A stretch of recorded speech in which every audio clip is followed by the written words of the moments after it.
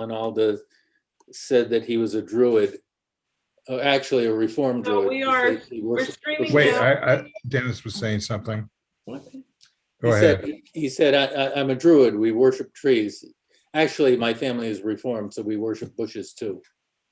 This is not the druid you're looking for. Oh, we're live.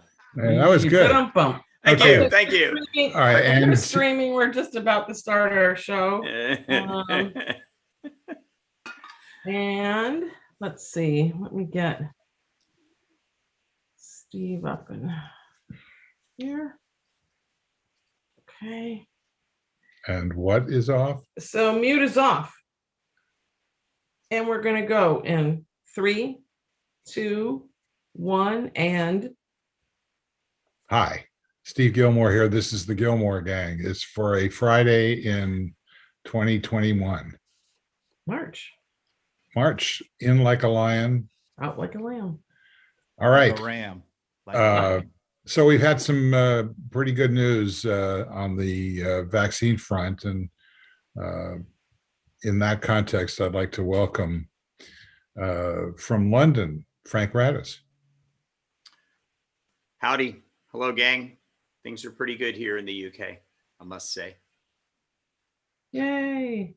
Michael Markman in Seattle. In Seattle, where uncharacteristically it is sunshiny today. Ooh, And there's always Lou's sunshine in the the super, city. yes. Where's And, my super? it's coming. Okay. Checks in the mail. Remember that. Okay. The wonderful Dennis Pombriant. Welcome, Dennis. Who, me? Well, okay, I'll take it back. What, you worry? How are you, sir? Me, I'm great. Having a good day, good week, good life. All right, very And good. let's see, who do we do next? Help me out here. Well, you can either go to Keith or to Brent. Yeah, that. Yeah, one or the other. Yeah. Pretty, All right, pretty, so- pretty bad choices you got there, Steve. Let's go to Keith. Oh, well, in that case, Brent, welcome, Brent. Well, thanks for that warm welcome, and I appreciate being here. And my sister's gonna get the J&J shot tomorrow. Nice. Ooh. Brent, can you up your level just slightly? Audio? Up my Well, then, level done. slightly. Well, that helped. Now we're pinned. What the heck is going on in Georgia, Brent? Well, we'll talk about that. Hang on a second. And last but not least, Keith Tier. Welcome, Keith. I'm so happy to be here. It's such a privilege. Thank you to be here. It's such sincerity. Mr. Sincerity. That's right. Daydream believer. I like that song. You do? Oh, I'm the that- homecoming queen. Okay. So, When queens were queens.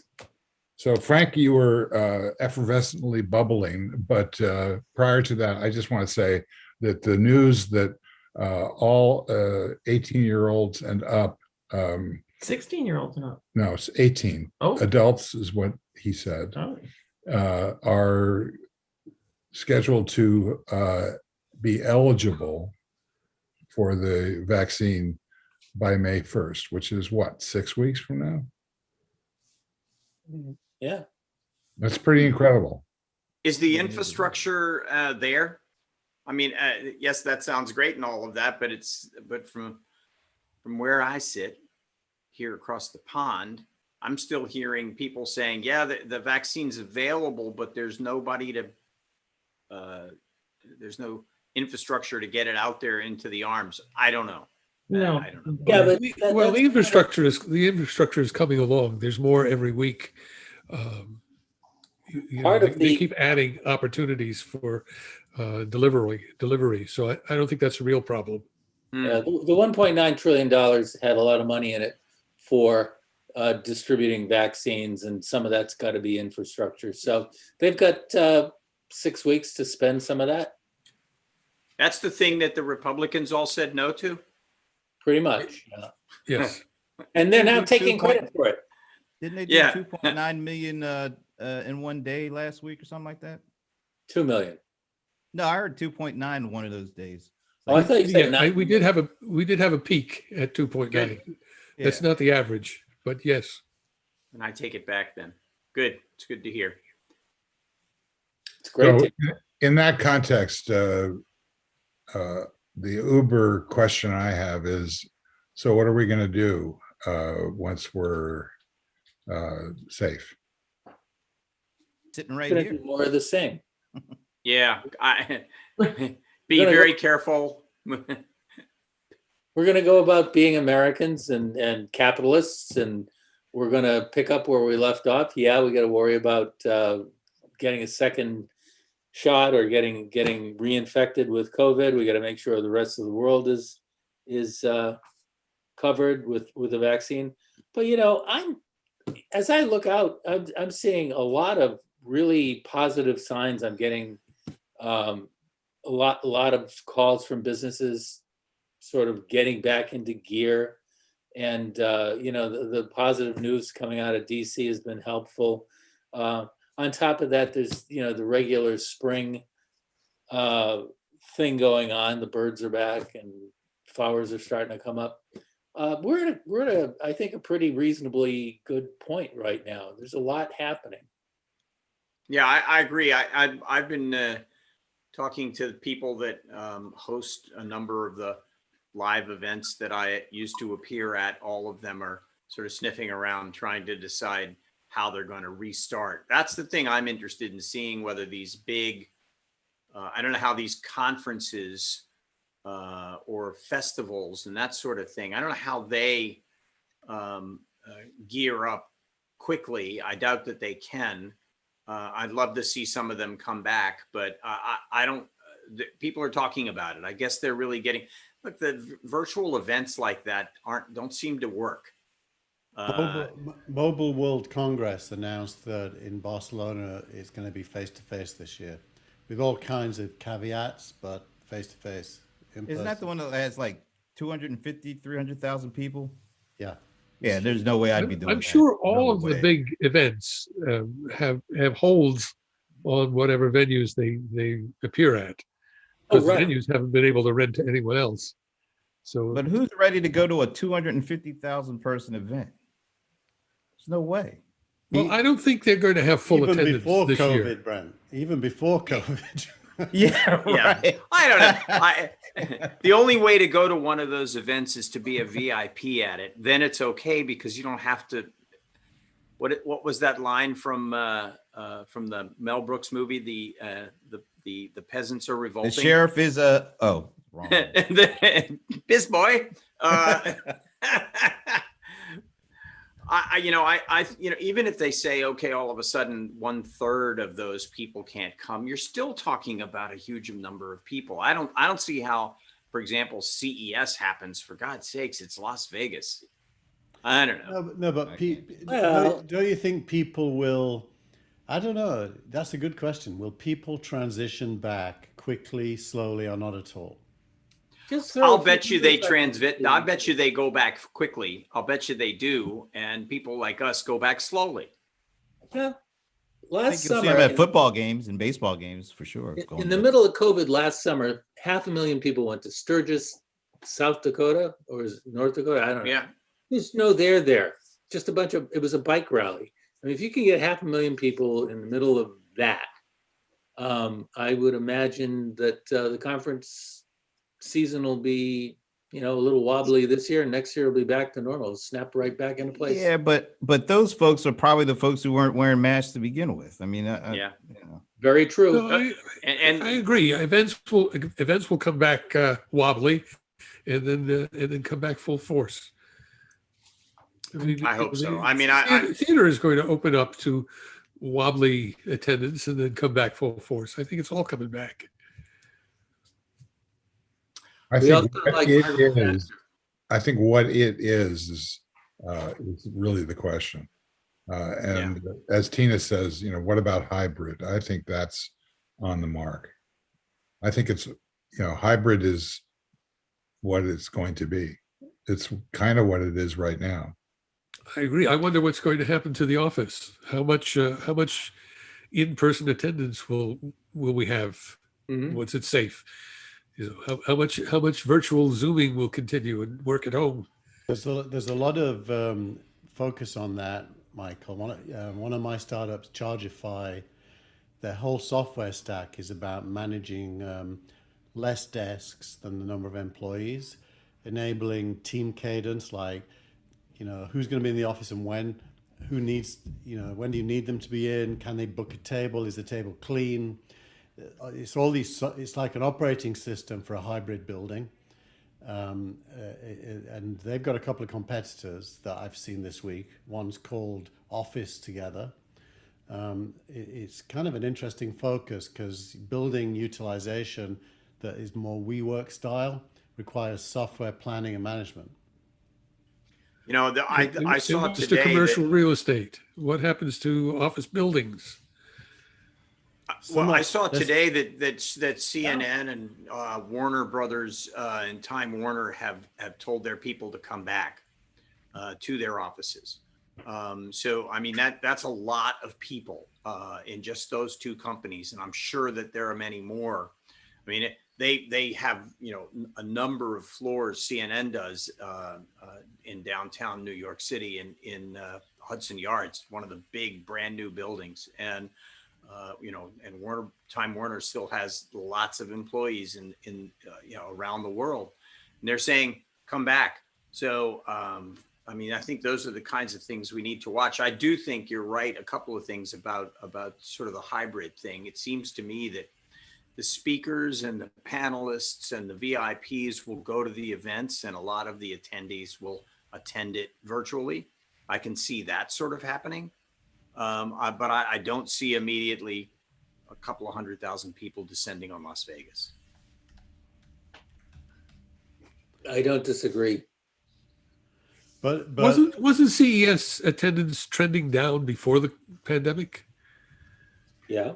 Well, yes, but you'd be hard pressed to. You'd have to look deep to find those numbers. They were still getting 150,000 people showing up. So they're trending down. They're losing 50 or 25,000. I mean, that's an expensive trip. Even if CES itself is free, which it is. It's funny, it wasn't this year and it was all virtual, but it's free if you're in the business. But when you go to Las Vegas, obviously it's the airplane fare, it's the incredibly increased prices in the hotel rooms. A $75 hotel room at the MGM Grand is all of a sudden $350 a night, and you're there for 7 nights. And somebody has to pay that. I think that a lot of businesses were starting to look at those bills and saying, why are we doing this? Well, it's also not free if you're an exhibitor. They course, rent booth space. And, that's right. Well, it's more than you that. have a big expense in creating and staffing a booth. Yeah. I did that 3 years in a row where we had a very large footprint on the floor at CES, and so obviously it cost us a bundle to get the space. It cost us a bundle to build the set. It cost us a bundle to fly everybody in to work the set. It was really expensive. So yes, there's that too. So even for an individual, it's expensive if the company's paying for it. For the company that's there and is showing their wares, it's even more expensive. I mean, we had almost 500 people from our company come 3 years in a row to CES. I think the numbers were astounding. But I think the real spectrum is those who hated the change working environment of COVID versus those who loved it and everything in between. And a lot of kind of oldie worldy companies hate it and they want to go back as fast as possible to the way it always was because it gives them control and visibility and so on. And a lot of companies love it. Like, I don't know, WordPress was always virtual, Stripe, lots of companies love it. And my guess is Steve's right, there's going to be some kind of middle ground with two extremes. But the oldie worldy ones will definitely all go back, but then they're going to start losing employees because who wants to work where you have to go to the office every day anymore? I do. I go to my office every day, and Yeah, isn't your office like down the hall? Don't you have a passport to get from your office to the bathroom? Get a stamp on your passport. He's got a corner office with a private toilet. That guy. I really do. You know, I up until I mean, it's obviously I'm no different than anybody else that has an office. I have an office that I haven't been to in over a year. The only reason that I would go back right now is to pick up the stuff that I've left there. I imagine that unless there was somebody that came in and dusted the computer and the screen that's sitting there, that I have a couple of musical instruments and some gear there. I want to go back and pick that stuff up. Problem is I got nowhere to put it in my house. So I'm kind of okay leaving it there, collecting dust and never going back. I'm all right with that. And paying And rent. what about the clothing industry? Are people going to have to re-wardrobe to show up at the office? Yeah. Oh God, wear Yeah, pants? for sure. Who the hell wants to wear pants? Stand up, Dennis. Show us your shorts. No, I'm just kidding. Boy, was that a bad vision? Oh. Oh yeah, okay. So you got that going on. Well, I have actually taken- put. I have taken meetings less than fully clad. Oh, Less than fully clad. Well, see, that's so Brit. Well, if you were Keith Brit, was you right. wouldn't say pants. You'd say trousers. Yeah, that's right. Slacks, trousers. Yes. Well, my ancestors were all French, so I would say sans culotte. Culotte, pantaloons. I fought in your general direction. Quelques monnaies. Serious. Actually, I have a question for Keith, if I may. May I? Oh, please shoot me So- down. Yeah, Keith. FYI, OMG, NFT, oh no. WTF. Okay, so I have this friend of mine who he's a terrific digital artist. I mean, the guy is a master at digital art. That He beady does- guy or Bumble, whatever that guy that just sold us No, stuff. he wishes. He wishes. The point is, I wrote something in my newsletter today, and he replied to it. And I gave you credit, Keith. I don't know if you saw it, for the NFT WTF line. I thought that was cool. So I used it, but I added the OMG. Wait a and minute, the does Keith FYI. have digital rights to that now? That Well, term? I'm I guess actually selling that headline. Yeah. I'm selling Well, that headline. but see, here's- $3 million to pay for that. Only for Here's the thing. only for the original version. So my friend said people who are really making the money are the crypto miners and the site owners, because sites like OpenSea charge over $100 US these days just to list the token. And you have to pay with Ethereum, which means setting up a crypto wallet and buying Ethereum to spend listing your item, which isn't so easy. This is a guy who's having trouble. I guess he's not selling his stuff for millions of dollars. So when you accept a bid, you have to pay more Ethereum, and then they also take a commission from your sale in Ethereum. This guy went with, I don't know what this means, Minutable.app, which lets you list tokens without the gas fee. So he's still waiting for the first bid on his stuff. Yeah, the Just gas seems like fee, it's- that'll get you. Well, doesn't it? What is the gas fee? I don't know. That's why I'm asking Keith, what's the It's the deal? break- Well, gas fee. it totally depends on the platform, what the fee is. It's all over the map right now. There are some really inefficient ones where the fee is very high. But you've got to pay the fee in advance, so you can't accidentally end up paying a fee, because when you submit, it all gets calculated, and if you haven't got enough to pay it, it tells you what you're going to pay. But there's a bunch of different NFT platforms depending on what it is you want to sell. It's funny, I was looking last week because I've got all this, we've all got this. I don't know if we all have. I definitely have this get rich quick instinct. And my first instinct was, is there anything I can sell? and I've got this amazing cartoon, which was two little chicken babies eating seed, and it was It was a comedic knock at the Silicon Valley seed investor industry, and the caption said, "How many seeds can a bird eat?" Because companies were doing lots of seed rounds, and I thought, well, maybe I could sell that. So I went I'll give you looking. 29 cents for that. There you go. So I went looking on all these platforms, and they're very specific, to what they sell. There isn't really a generic digital content NFT platform. There's kind of trading card like stuff. There's 3D animated. Well, it's only stuff. week 2 right now. I mean, why would there be aggregators for this scenario? Yeah, and there isn't really anything like. I'd love to sell the business model for real names, which is a document, a PDF, to somebody who wants to own it. It's a great document. If I didn't own it, I'd buy it myself. But there's no way you can sell a. If there's no way you can sell a PDF yet. You can't sell a PDF yet. Oh, Hey, Ken, you can rat. sell it on Amazon.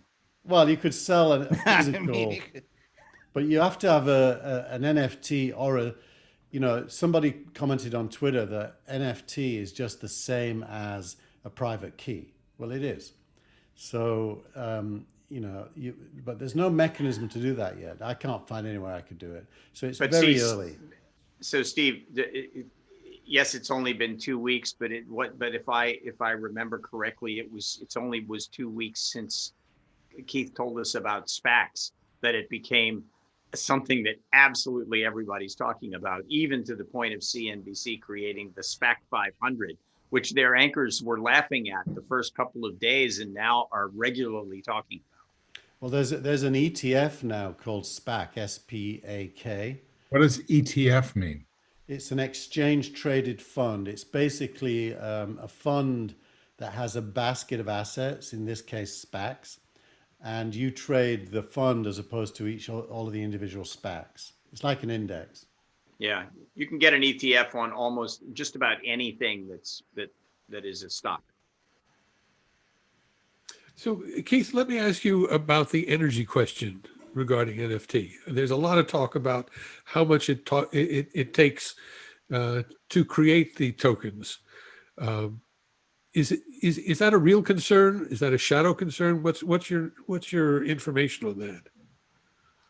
I am kind of slightly stunned that that rumor ends up being true in some cases.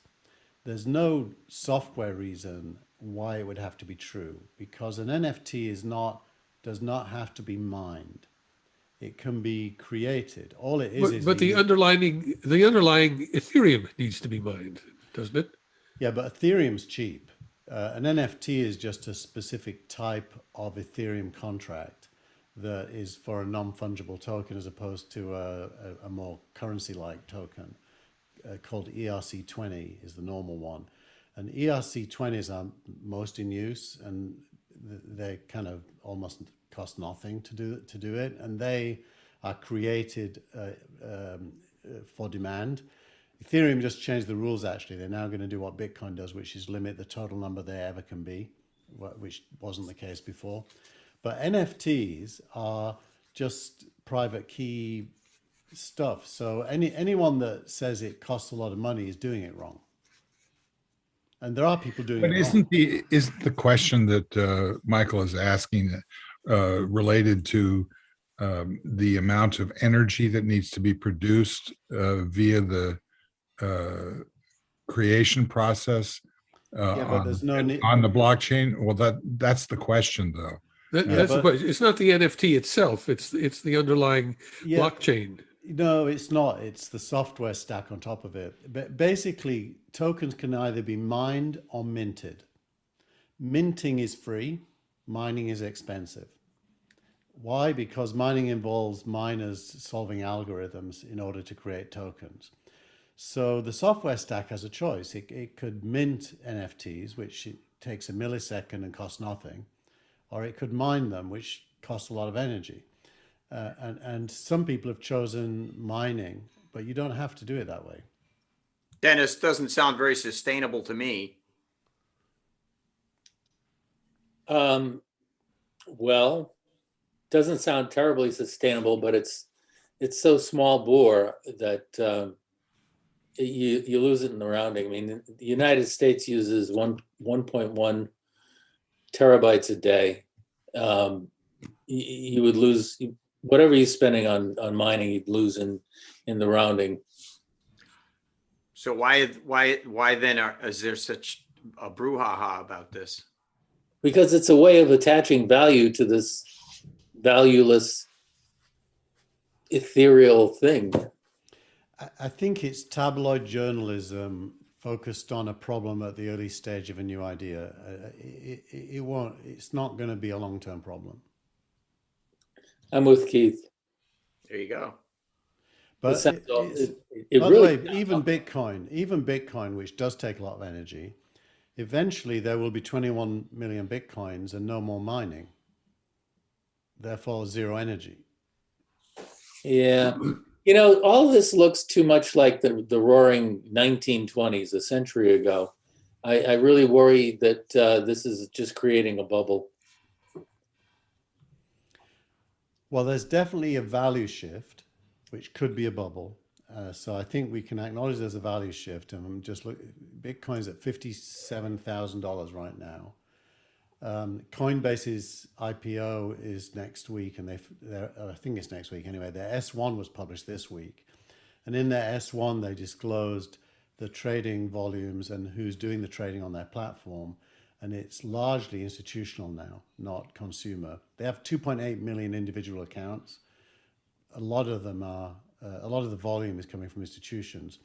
So Goldman Sachs, JP That doesn't make Morgan, me feel good. That doesn't make me feel good. I mean, CDOs were institutional creations too. That's true. That's definitely true. But you know, CDOs were bundles in order to disguise bad assets. Bitcoin doesn't have any assets underlying it. It just Well, has, yeah, it, it but doesn't even have bad assets. well, in that sense, it's like the dollar or gold, only better. Oh no. Gold is gold, dollar is dollar. Those are very different things. Well, there's no assets. So There's no assets underlying them. It's just a printing machine for the dollar, and Full miners faith for and gold. credit of the American people. Well, the government, not the people. The Well, yeah, government. but Is it- They're not going to come to my house for credit. Bitcoin sounds like They a don't printing have to. machine too, doesn't it? And it's No, it is. I mean- It is, but it's not in the hands of government who can misuse it. yeah. This Well, feels I'm ready like- to. Should I I'm sell sorry. now? It seems like I should sell now. No, should just- no tips. We don't do All that. right, You I'll talk to you about that later. Well, I'm not going to give you advice because my advice and your advice might be different. But I put it this way: I'm not selling now. When it went down to $43,000 like 10 days ago, all my kids said, "Should we sell?" And I said, "Well, would you sell your house when it went down? Not unless you needed to." Yeah. Okay. Well, thanks for the advice. No, that's It's not just being advice. recorded. That's example. Thanks for the example. Thanks for the example, Keith. I appreciate that. So I've got a question for Brent. You posted in the back channel, which could you give the address, Keith? You always do it so well. t.me/Gilmore Gang. T.me/Gilmore Gang. Okay. You about advertising. That's not a question. Yes, I did. Yes. Can you explain what you think is going on there? Because I found that quite fascinating. Well, that was Amazon, right? Is that the one you're talking about? Yes, sir. Amazon looking to kind of advertise, leverage podcasts with their advertising platform. Yeah, it's just like anything else. I mean, you know, advertisers have our eyeballs for everything we watch, and podcasts is taken off to the point where, yeah, why not try to do the same with our ears? And man, Amazon is in a really good position to do that. And How they've so? They've got what, the third biggest digital advertising platform behind Facebook and Google already. and they've got 200 million subscribers to Prime, and those folks are subscribers to a lot of things. And podcast is one of the growing areas, and people can listen to podcasts on their, their speaker devices, and they also got Twitch. I mean, so they've got the content. Now it's about the best way to kind of monetize it. And the really interesting thing about Amazon is they can use their digital ad platform to advertise for folks selling on the Amazon marketplace. So they can get your money for advertising, and then they can turn that conversion into revenue on their end. And And don't they also have the IMDb channel on that's great, which is for ad videos. supported video. Yeah, well, that's video, but we're talking podcasts. So they literally have an opportunity to monetize what we see and now what we hear in a way that I don't think anybody else has, at least at the moment. I guess Apple is going to try to do something with that because they've got Apple TV and music service and podcasts, of course, and of course Google, but Amazon is probably further ahead than anybody in that regard. I mean, if you take all of those voice activated devices like the Amazon Echo and the Google assistants, there's 150 million of those devices out there that have yet to be, fully realized in terms of what it is they can do, not just, tell me the weather or let me hear my playlist, but now with things like, obviously Spotify, which you can put on all of those devices, you don't have to go with the ones that they come with, but Clubhouse and things like that. I think that there's an untapped world in that. And I've said this before, that I believe that those things can be networked, and they haven't been networked yet. And I think that there is an untapped resource there in networking those things. I'll tell you the one thing that scares me, and I don't know who put this on the back channel today, but there was a story about Clubhouse is recording our comments. We can't record them ourselves. You put that on there, Brent? Was that yours? I found that to be kind of interesting and a little bit scary. I find it a lot scary. They have to do it for compliance reasons. Yes. Yeah. Yeah, but there's a thin line between compliance and selling this data to whoever wants to fork up some money to it. I think Bitcoin if you can. If you think about all the different models, I go back to Pandora, Apple Music, Spotify. Pandora kind of disappeared, for me at least, because it was too much advertising. It drove me nuts. And so it feels to me as if there is no good advertising model for podcasts that will allow you to be thought of nicely by your listeners. Except if you go back to the 1930s when the advertising was part of the content. You can do that. YouTube is the best because YouTube has enabled all these people to review products, and you actually want to go and see the product review. And they're getting paid, and you're getting informed, and it kind of works. But that feels right to me. It's not really product placement. It's people who actually are experts talking about stuff they know about and getting paid by the vendor for doing a good job of it. That makes sense to me. But even with that, I pay $11.99 a month for YouTube because I don't want to see ads. I want to see the experts, so I can go to the experts channel and watch them. But I don't want to see ads popping up when I'm watching the experts. Yeah, I don't. But the experts are getting paid directly by the advertiser as influencers. Fine. So it's not an inserted ad coming through AdSense. Google's not adding it in there, but it's still advertising. Yeah, there was another story that somebody posted, and I'm not sure, I may have even posted it. It was about YouTube TV. And YouTube TV, which is just growing by leaps and bounds. Just so many people are signing up to YouTube TV. I will admit I'm on YouTube TV, and I like it, but there's advertising on it, and except when it's local advertising, there are spaces, if you're watching YouTube TV, where you don't get an ad. What you get is some kind of really nice video to watch, and it says, it's a minute away from advertising. Thank you, YouTube TV, whatever it says. It's kind of interesting, but there's still ads on it, and at almost $60 a month, I kind of wish there weren't any ads on it. On the other hand, I do want to watch local TV, and I can use it for that. Which, this one thing sort of plays off on the other. I actually wonder, however, whether or not enough people in the world really care about internet security enough to change it. Not enough yet. Oh, no. Yeah. Yeah. I have a They good, want I have a the good, product, period. I have a good friend, Nicholas Pop, who was my CTO at Real Names, and he went on to be at VeriSign running two-factor authentication and digital certificates. And then he went to Symantec, where he ran internet security. Nico always used to tell me that even when they gave away certificates for free for email, nobody installed them because no one cares. They're happy with the way things are. We care, but we're not. That's not quite true.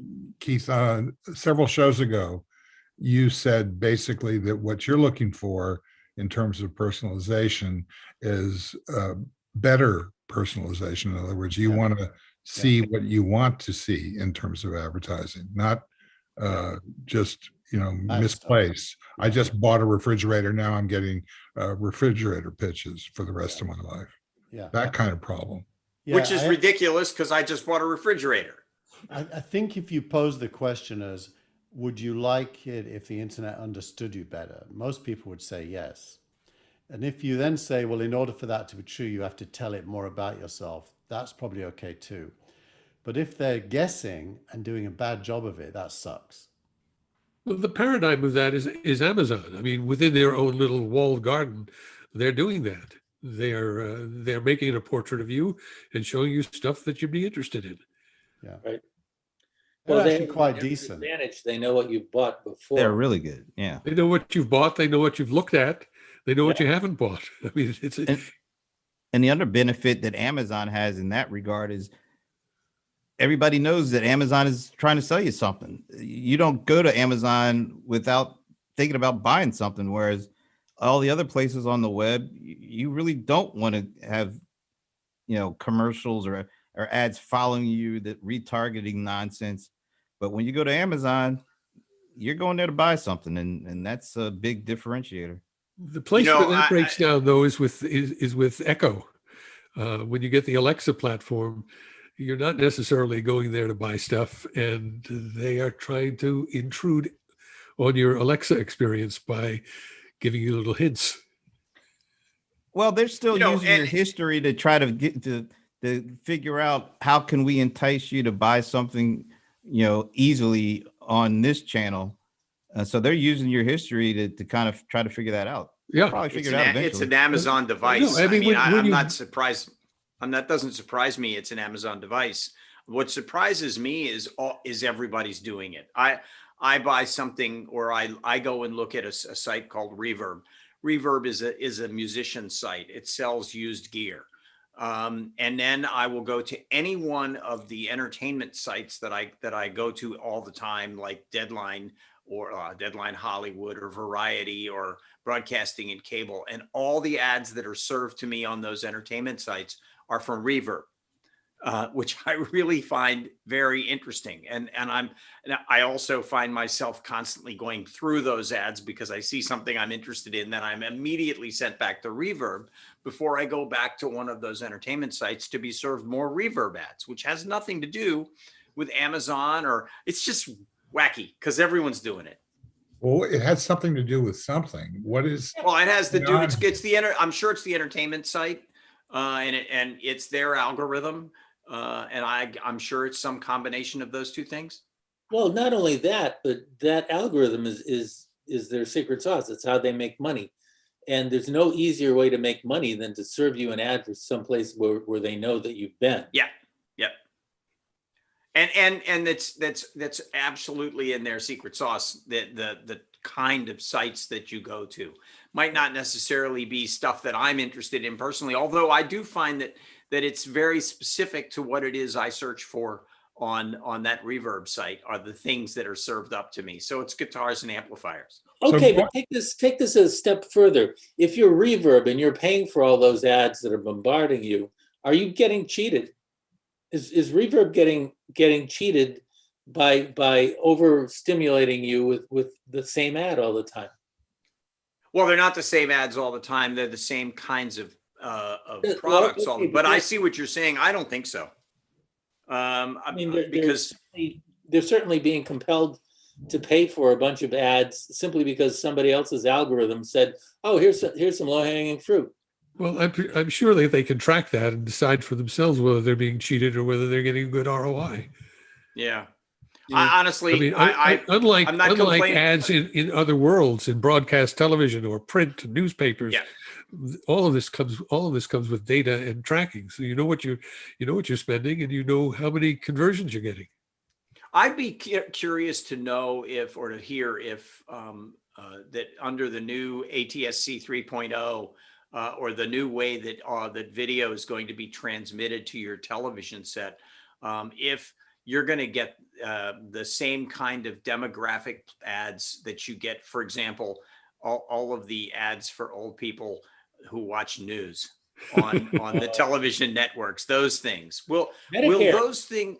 I haven't got that ad Medic- yet. and by the way, I thought that Medicare thing was only a few months every year. It seems like it's all the time now. I'm getting really tired of seeing, Magnum PI try and sell me on some Medicare thing, or What about Joe that Namath. reverse mortgage thing? Yeah, Is- or is this- Joe Namath. If I see another Joe Namath ad, I'm gonna throw stuff at my TV. I have a rubber gun, a little rubber It tip may gun. be that you That's have not funny. Biden to blame for the Medicare ads, because he announced as part of his program for COVID that they're open enrollment for a few months, Yeah. where it's usually only at the end of the year. Now it's going to go. That's it what was I thought. open, and it's open till I think May.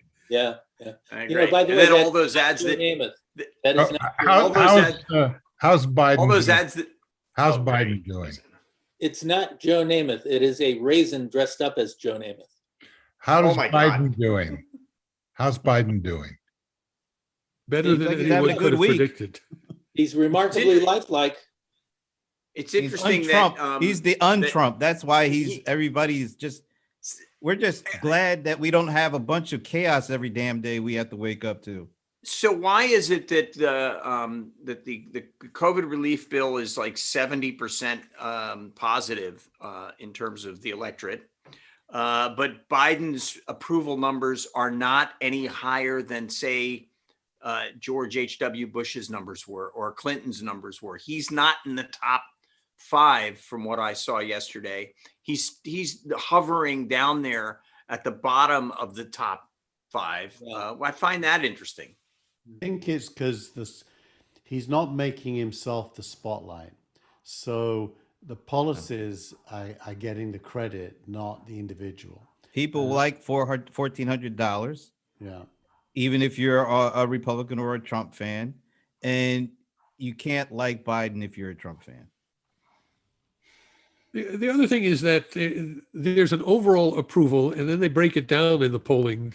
How is he handling the pandemic? How is he handling foreign policy? How is he handling business, et cetera? And he scores very high on the pandemic. Yeah. Much higher than his So, but- overall rating. Yeah, because but that's what would skew the overall rating up higher. Yes. So I just find that to be interesting. I mean, it's, from my perspective, watching from over here, it's way more important than Meghan and Harry. Well, you remember when they rolled out Obamacare and all the states had an opportunity to either take the money or not. And Kentucky, when they were talking about Obamacare and using the term Obamacare, they hated it. But when they changed the name of it to some other kind of generic term, The Affordable and then Care Act. offered, Yeah. well, but they Affordable called it Care like Act. the Kentucky something or other too. Well, And all of a remember sudden, that the exact Obamacare, same- Obamacare as a term was coined by the Republicans to oppose it. Yeah, I It was know. not But I'm Ob- just saying, Eventually, Obama said, "All right, I'll take it," but Yeah. it wasn't the original plan. And the Republicans were no, running it's not against about the the black plan. It's president, about, and it was about, they wanted to taint the ACA with the stink of having a black president. But the But idea I'll- that what Biden said the other day about the sort of the marketing of the act that was just signed into law was very much different than what Obama didn't do for the ACA. So, you know, to get out there and to sort of encourage everybody to talk it up and to literally make a gigantic marketing effort on the part of the COVID Relief Act. That seems like a very interesting and to me, the right approach. Remember that actually- he actually Biden I and still don't Biden- understand. I still don't understand what Brent was trying to say. Oh, I was just trying to say that under one name, people hated it because it had somebody's name in it. The exact same policy under another name framing, they loved it. It's like you can't be a Trump fan and say you like Biden, but you can say I like $1,400 and I like, you know, getting the vaccine so I won't have to wear the mask again. But if you ask them all those questions, then ask them, do you like Biden? No, because he can't like Trump and Biden at the same time. That's all. You think It's Trump is losing traction? tribalism is tribalism on the one side and self-interest on the other. Right. Dennis, you were Remember nodding your head. Biden himself and all of his key advisors were students of the Obama administration, and they studied successes and failures. And they were very clear coming in that they were not going to repeat the failures. They were going to concentrate on getting it right this time. You know, this is like take two of the Obama administration with an opportunity to avoid all of his errors. I thought it was interesting this week that Biden articulated that explicitly, saying that Obama was too humble and didn't take the victory lap for the stuff he did well, and therefore didn't get credited. And he said that, you know, it's interesting because he is a humble guy, Biden, but he more or less was saying, we're going to take the victory lap. We're going to try to associate what we do with who we are. And that's going to be interesting to watch, because I think Steve's question, it basically points out the fact that that has yet to happen. That hasn't really happened yet. Dennis? I agree with Keith, but I wanted to just answer Frank. Is Trump losing altitude? There was a wonderful piece, I forget where, I put it in the app, of Trump coming to New York and having one person on the sidewalk applauding. So hopefully Well, Trump was never Giving him popular in the New finger York. Before. say again. I said Trump was never popular in New York, so that, you know, Well, you know, that's his- always his- the case. Let's his see hold what. Let's see who applauds him when he takes trips to other areas. Well, Well, and his hold on the Republican Party hasn't changed much. If you think that, you know, Not at given all. that the RNC is going to end up throwing a big event at Mar-a-Lago, that feels almost like there was some under the table money exchanging hands there. He was gonna. This is my opinion. So he says you can't use my name and likeness. You, the Republic, the RNC, in order to make money. You can't use my name and likeness. All of a sudden, they can use his name and likeness, and they're going to do an event at Mar-a-Lago. Mhm. Quid pro quo? I think so. I think so. They're getting a cut. He Well, gets his business, cut. but his business for a long time has been licensing his name. I mean, Right. you know, Trump branded properties for the most part aren't owned by Trump, aren't developed by Trump. He just licenses his name to them. Yeah, that Same is as Branson. Same as Branson But with look Virgin. what's happening with the Republican Party, though. You've got a core group of people in DC that are very united and opposing the Democrats, but out in the real world, 70% of the country is for example, approving the stimulus package, and that includes a large plurality I think of even a majority. I think it's over 51% of Republicans. Republicans. But Okay, that's not the number I saw, but what you're seeing is a very skillful, I think, effort by the Biden camp to split the GOP from its base, and it's starting to show possibly that it's working. the only thing I would modify that then is that it's not the Republican Party, it's the Republican voters, because out in the states, the Republican Party are still very much in Trump's camp, and there are over 250 bills going through state houses to try and restrict voting based on Trump ideology. So Trump still has a lot of control over the party across the country. I think he may be losing it with the voters. Right, he has definitely got control of the mechanics, but not necessarily of the base. Of the base, or rather, I would say the base is beginning to show signs that it is evaporating, at least a little bit, I think. So I think there's a big trend shift going on here. Ever since Goldwater, and then realized with Reagan, the Republicans have been anti-government, anti-support of what they call the welfare state, anti-support of what they call giveaways, and they have focused on white resentment, white fear, and servicing their big donors with tax cuts and with taking down regulations. That's been a trend which I think has reached its high tide and is now beginning to recede, because what Biden and the Democrats are doing is giving us a demonstration, like an A/B comparison of what it's like for government to actually support the middle class and the poor. And it's turning out, I think, it will turn out to be very popular. So, Yeah, except in Georgia and Florida. Georgia just sent 2 Democrats to the Senate. Yeah, but they also And then just changed approved all the voting rights. Yeah, and- well, they well, just that's what I approved said the whole earlier. thing. Messed up. It's the party is in one place, but the voters are in another place. So the party the Republican Party will not reform. They're kind of stuck in what they're doing. But what they're doing is trying to bring along a vast majority of local voters based on race, based on gay issues, based on abortion, but not economic issues. But Michael, why do you think, and this could be to anyone, by the way, not just you, but the Republicans, I think, have been spectacularly unsuccessful in the last 2 weeks in having any kind of a narrative other than Dr. Seuss and Mr. Potato Head. Yeah, don't leave out Mr. Potato Head. Yeah. and Pepe Le is it- Pew. But Is it but that's a because- continuation. That's a continuation of what they've been doing in the past. They're trying to get people on emotional issues because they don't have a plan. They are not forward looking. They have nothing to offer except resentment and fear, and these cultural issues are all they have left.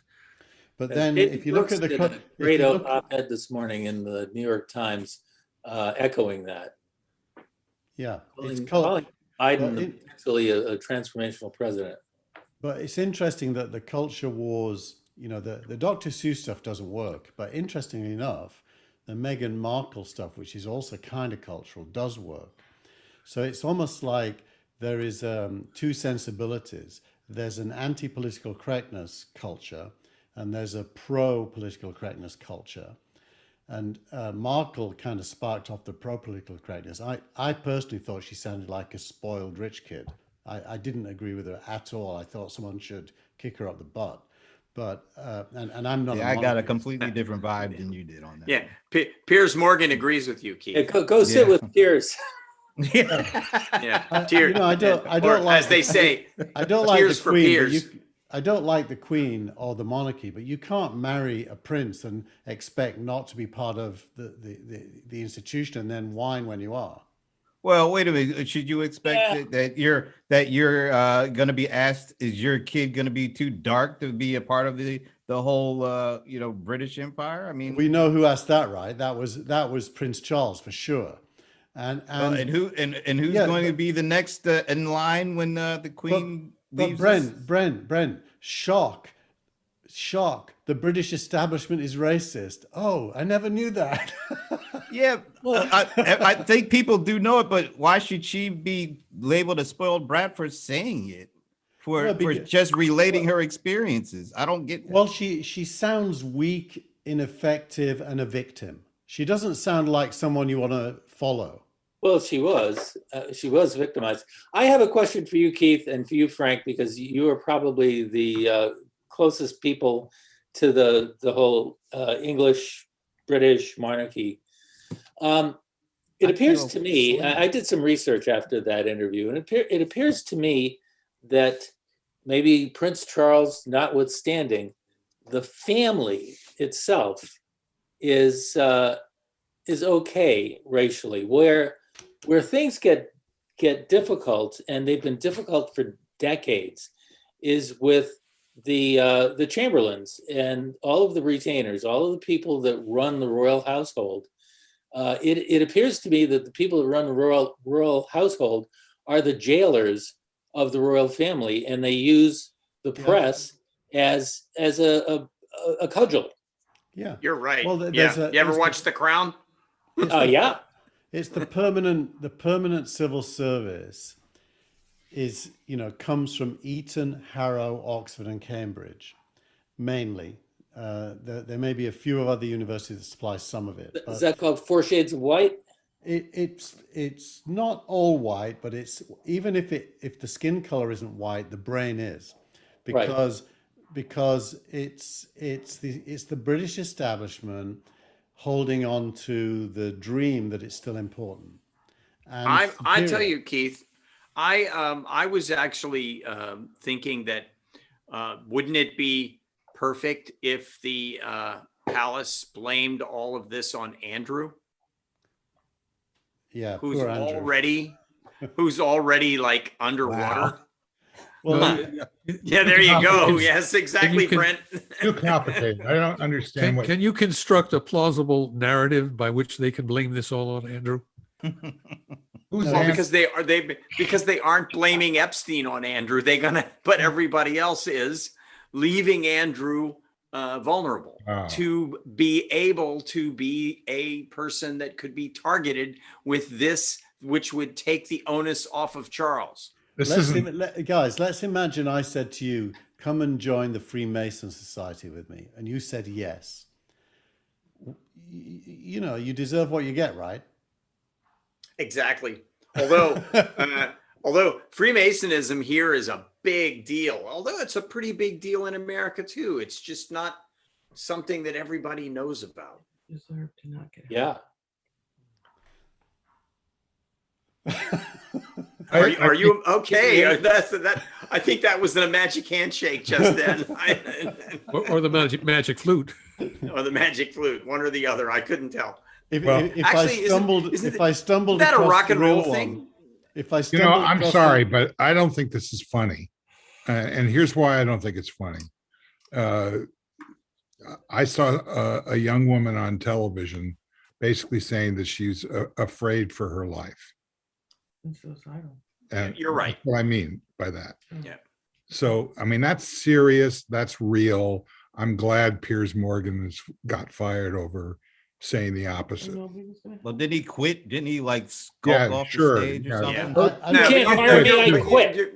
You're right, Steve. I mean, I don't think, no, well, yes and no. I don't think anybody should be mean to her because she's clearly in a bad place personally, and it's been caused by these people. That's clearly true. But, she put herself into that position. No, There's marriage. That's you're like getting saying, beaten. John know. Lennon, he put himself in that position, That's a bit different. so it's his fault. No, That's it's very- not. It's not. no, it's impact of politically media fallacious on because people's you're saying- lives is profound. you're saying that the individual can have perfect precognition of the future, which is nonsense. No, no. Well, if you marry into the royal family, you can be pretty sure of some things, right? It's not an unknown. Well, you would think. Yeah, but didn't she say I'd she did not Google the prince? Didn't she say that she did not do that research? But the more important point, I actually just used it as an example of these two culture wars. There's the anti-political correctness Dr. Seuss crowd, and then there is the anti, status quo, identity politics crowd, and she's part of that. And neither one of them appeals to me. You know, the I guess I'm interesting failing thing. to understand how, based on that interview that I saw with Oprah, maybe is it the fact that they did the interview that's kind of bothersome? Because what I saw, I didn't see her like raving or being unrational. I saw her answering a question and it appeared to be, taking time and consideration to put it out there. I don't think she was going crazy. I don't think she was, making things out to be like hyperbole. It just looked like she was answering the question and trying to be like, honest about her experience in that situation. Her and her husband, who are especially privileged, have made tens of millions of dollars in half a year from playing this role. See, I once again, I don't see her as playing a role. I mean, yeah, there's money involved, but they walked away from quite a bit of things. If they wanted to just keep quiet and let stuff happen and keep their titles and their money and their allowances, they could have. But apparently it wasn't enough for them to take all the stuff that comes along with all that. It'd be interested to Brent to see, and I think Keith is saying a lot about what people over here are thinking about that. That's what it sounds like. I'm not necessarily. You know what it sounds like to me? It sounds like, and I could be completely wrong. It sounds like to me that like this little American, half black, half white, half something else. She comes over here, and first of all, she ought to be glad that she was able to land the guy and to be able to live like these the Brits, the royalties. She ought to be just taking anything that they give her. She's just lucky to be there. And that's what it really sounds like right now. There's a lot of that, Brent. You're right. Yes. Yeah.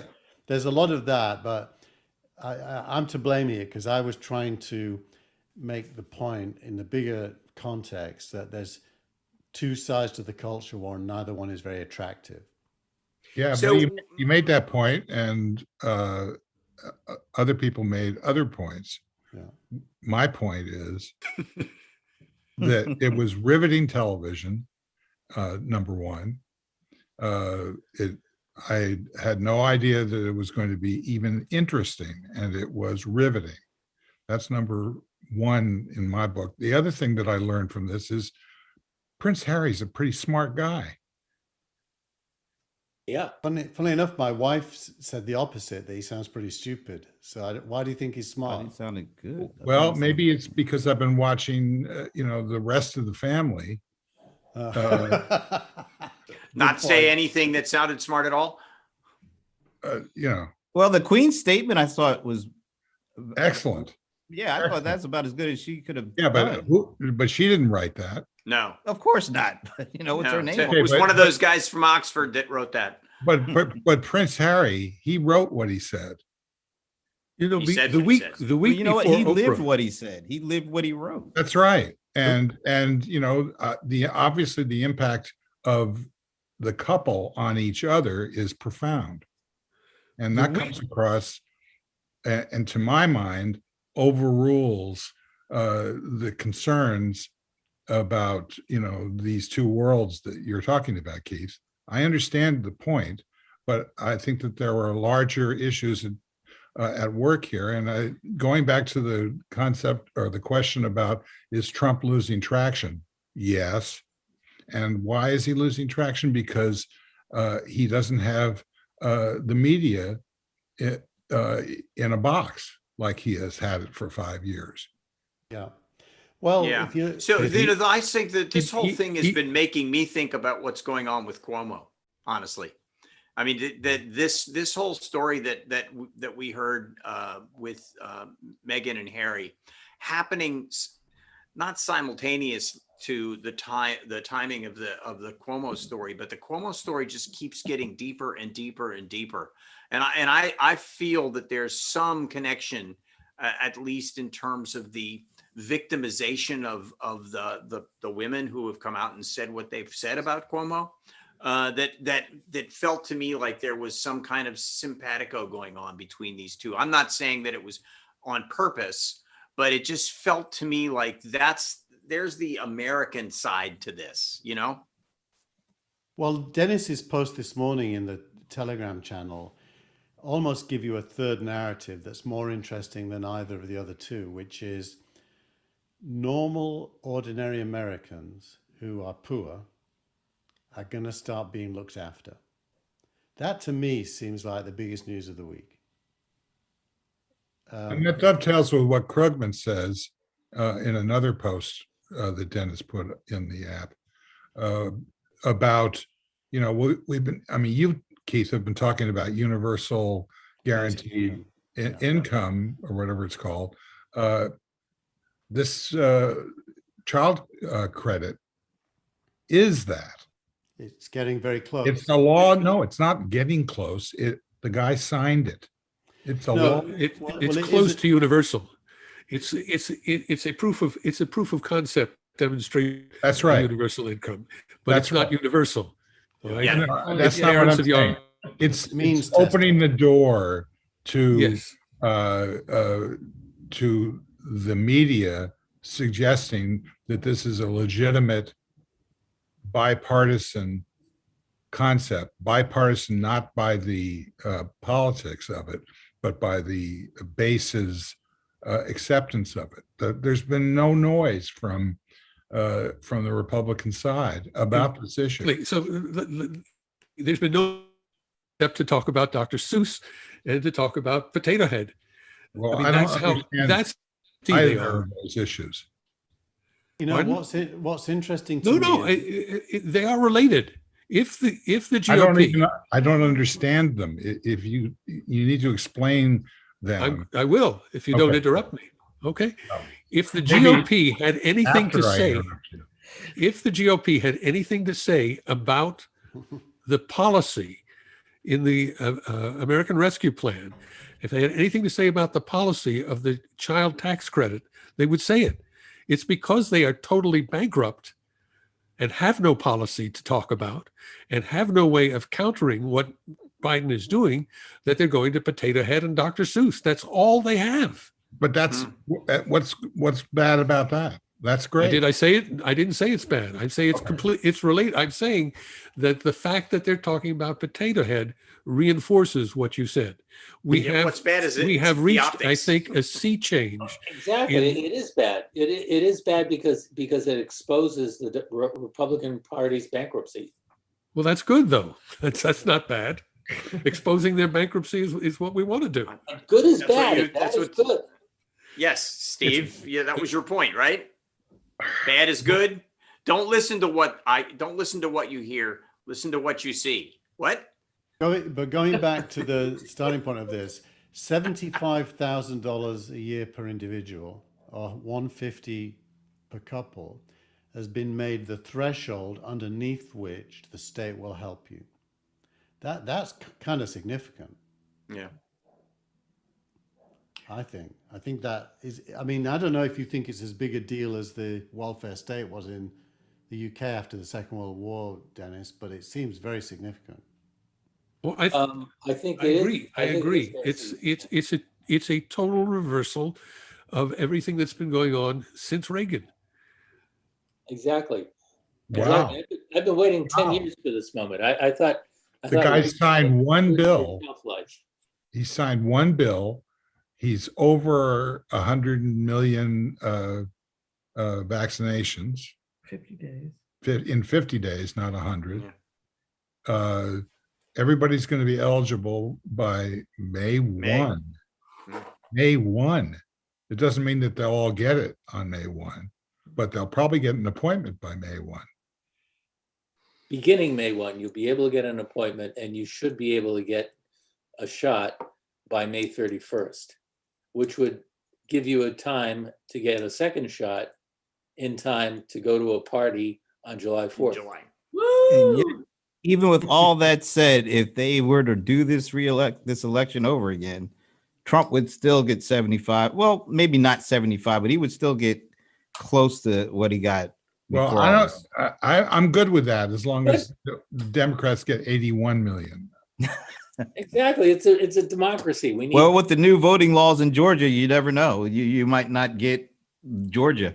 Well, Brent, I mean, come on. Yeah, or Mississippi. Didn't Mississippi do that too? I believe. Well, they're not getting Mississippi regardless of whatever. Well, yeah, rule you but I'm wanna saying have. there's a number of states that are. I mean, there's 43 states. Yeah, 43 states. I mean, out of the it's 50 states. have- absolutely insane. Yeah, but we got Well, Merrick let me Garland ask you. in office I have a now. question though. So if the House resolution ends up somehow getting passed, how does that supersede the state laws when it comes to elections? Aren't the elections actually state things, not national things? How does that work? Well, the state may run the elections, but the federal government has the 13th, 14th, and 15th amendments that dictate things like equal access to the polls. And there was a Voting Rights Act that got diluted by the Supreme Court that the John Lewis Act is intended to restore. And we got Merrick Garland in as the Attorney General, who can bring suit against all these states if they're violating other parts of the Constitution. It's not a done deal, even if these states actually manage to pass regressive anti-voter laws. So it's also what not. you're It's saying, also not a done deal because I think I don't see how you go back. People are going to be motivated to overcome all of the obstacles that the Republicans put in place. Yes. People be motivated to register to make sure people have the proper ID, and they will stand in line. If you live on Yeah. a farm out, And one more thing, boondocks. the Republicans are in danger of being hoist by their own petard. They have been benefited by mail-in voting in many states. So they're not Yes. only going to discourage potential Democratic voters, they're going to discourage potential Republican voters as well. those Republican voters who are also being the recipients of the new COVID Relief Act. Exactly. What are the dangers of somebody that controls the federal legislature and executive using that authority to increase national authority over states and make things illegal that currently are legal? You got to go through the Constitution. You can't just make laws. You can't just dictate things like Trump was trying to do. The Ninth Amendment states very explicitly that any powers that were not delegated to the federal government in the Constitution belong to the states, and so you'd have a hard time. So then the states that are doing basically, rogue states can get away with shit, basically, is what we're saying. Rogue states can get away with stuff, at least temporarily.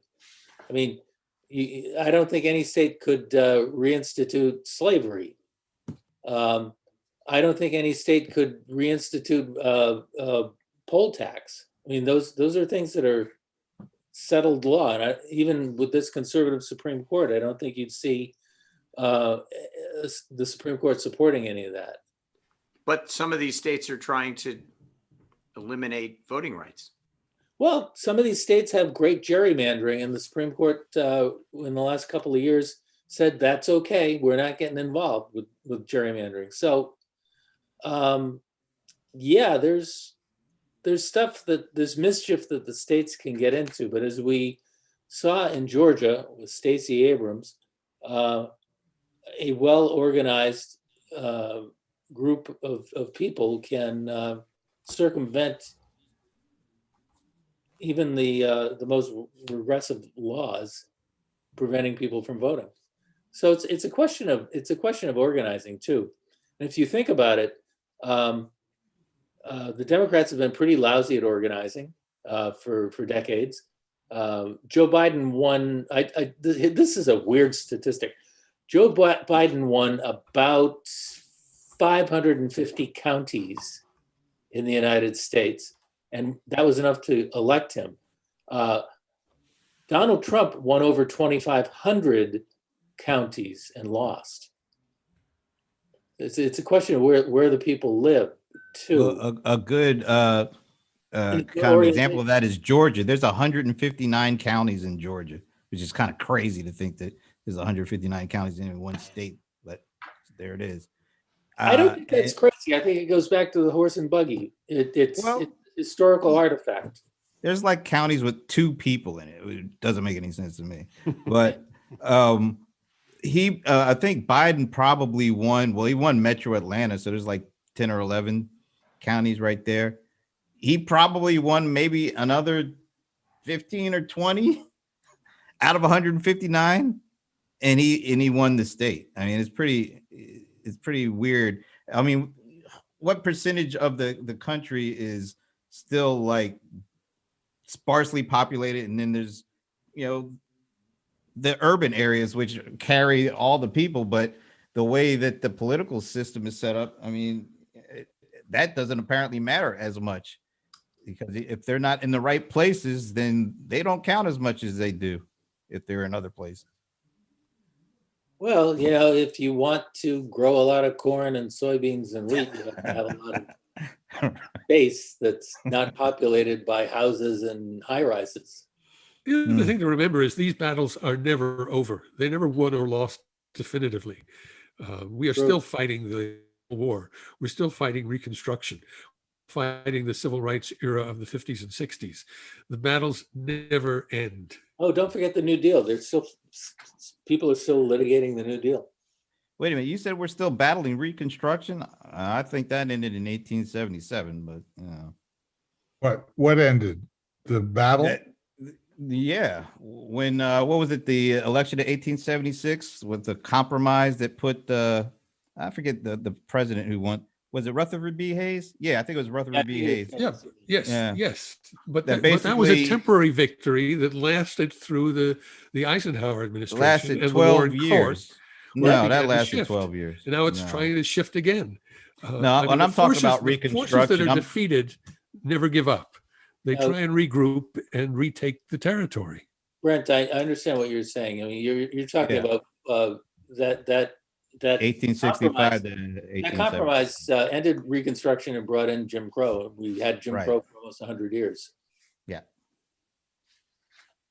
Okay, well, I'm going to land this sucker now.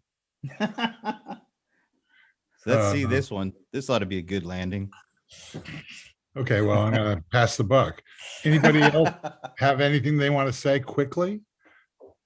I did have a really great topic, but I'm going to hold it until next time because Well, you're going to hold it till when?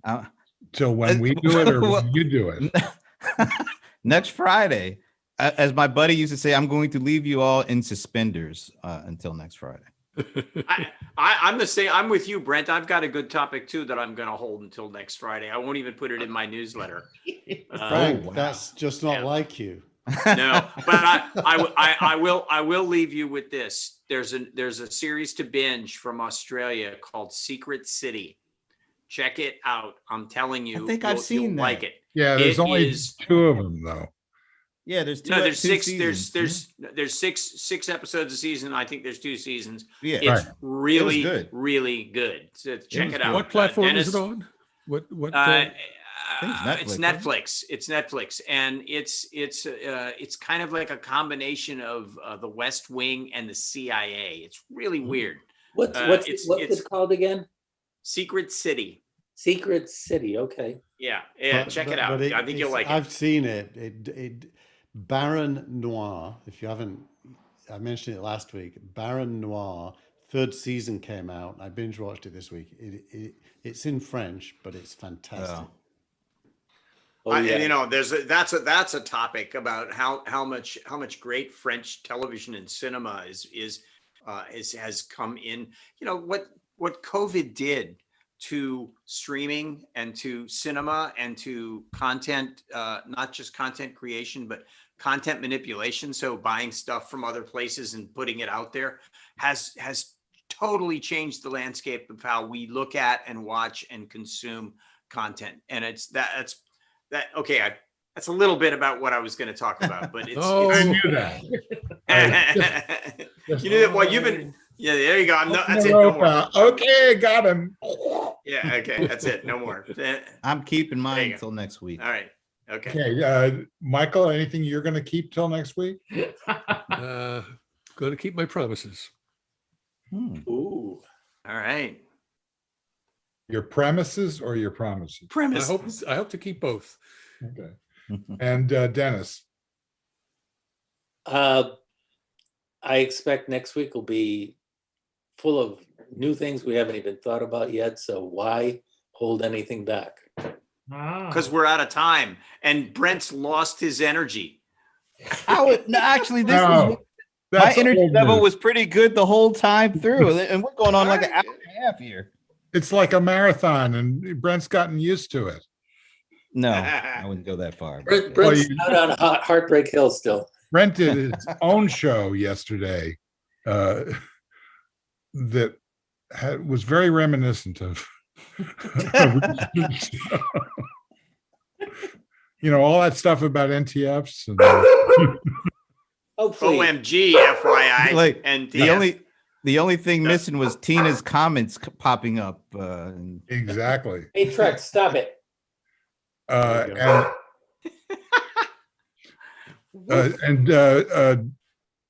Keith, anything you're holding back? I don't think your newsletter, you're not holding back anything. They Nah. get longer and longer. My newsletter is It's a lot of work. I'm not gonna. You have to go and download it if you want it. By the way, there's a new kind of token. There's a company called Roll, and Roll is a young guy, and he's creating tokens for newsletter publishers and podcasters and others. It's not like NFTs because there's no unique original, but he's trying to create an ecosystem where you can monetize content between creators and readers. That's kind of interesting. It's my startup of the week this week. But is this going to be on the week that was? Yes, my promise. That was the week, exactly. That was my promise is I'm going to try my best not to give the impression that I don't have human empathy for Meghan Markle whilst making broader philosophical points. Good. By the way, there is a big story out there all about how all kinds of creators of all sorts of different stuff are looking for ways to use crypto to monetize. Oh, it's Boy, this not- is playing right into my week. What I'm going to talk about next week. no, it's Ah! completely. It's a tipping point moment in blockchain, crypto, and all kinds of. But that means many things now. It's not one thing anymore. Yeah. Yeah. All right, we're going to have to let Keith go because he's going to be hanging out with Piers Morgan this weekend. So we're That's right. Yeah, and it ain't going to be at the office, that's for sure. If there's Yeah. one person I hate, it's Piers Morgan. Don't. Put me in He any actually bucket lives with him. he lives about 2 blocks away from me. I see him pulling up in his Bentley all the time. He's a Chelsea fan as well, which doesn't help. Yeah. Or is he Arsenal? What? I always forget. Anyway, I think he must be a Chelsea fan because it's like a walk from our houses. Chelsea a breath mint or a soccer team? No, it's a Clinton. yeah, former first child. No. You see, I thought you'd get that right away, Steve. Yeah, well, let's go back Go to figure. previous shows. I'm still not getting, for years, I'm not getting anything. It's a great thing to expose. You left my- out Dennis is still. What's he leaving out for next week? I thought he said I that. was waiting for new things. Yeah, Oh, that's right. Waiting for new things. That's why I didn't. It didn't stay. kind of- Sorry. he kind of squirmed around it. Flew like a flock why, of geese in the Carson show. What? Whoa! Who remembers that? What? I remember the Johnny question. used to talk about how a big flock Remember of a flock geese of would fly seagulls. over No, he was half like Wow, a piece. I didn't remember that. Yeah. Okay, I want to thank our producer and director, Tina Chase Gilmore. Thank you. Thank you. Great job. Brava, brava. I want to thank Frank Radis. Thank you, sir. Thank you. Steve Gilmore, well done. Yes. Good job, Steve. Michael Markman, thank you, sir. Thank you. Brent Leary, take Yes, it I easy. am. Take it easy. Thank you. Don't I get so will. mad. I won't. All right. Keith's here. Thank you, sir. Very welcome. And Dennis Pombriant, brilliant job. Thank you so much. Really? Joy to be here. No, I really, I mean that to all of you guys. You know, this is not an easy thing to do, and you guys are hanging in there, and I really appreciate it. Thanks to everybody who showed up, and especially those who didn't. We'll see you again next time. Bye-bye. Bye-bye. Hold for the super and lose it. Oh.